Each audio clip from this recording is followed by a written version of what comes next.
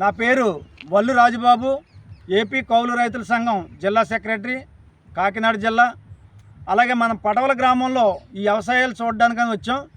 ఇక్కడ 9వ నెంబర్ కాలం ఏదైతే ఉన్నదో ఈ 9వ నెంబర్ కాలం మీద ఉన్నటువంటి వ్యవసాయం అంతా కూడా నీరు అందక ఎండిపోతూ ఉన్నాయి. గత నెల రోజుల క్రితం విత్తనాలు చల్లితే ఒక 10 రోజులు 15 రోజులు కాలువ నీరు కోనో లేకపోతే కురిసినటువంటి వర్షం ఆధారంగా మొక్క అయితే వచ్చింది, కానీ గత 20 రోజుల నుంచి అసలు చేలలో నీరు లేదు, మొత్తం ఎండిపోతూ ఉన్నాయి.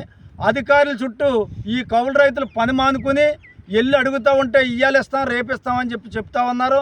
కానీ నేటికి కూడా నీరు రాకపోవడం, ఈ వ్యవసాయం అంతా కూడా ఎండిపోవడం, ఇప్పటికే 25,000 రూపాయలు పెట్టుబడి పెట్టినటువంటి ఈ కౌలు రైతులు వీళ్ళందరూ కూడా పుస్తులు తాగేటట్టు వ్యవసాయం చేస్తూ ఉన్నారు.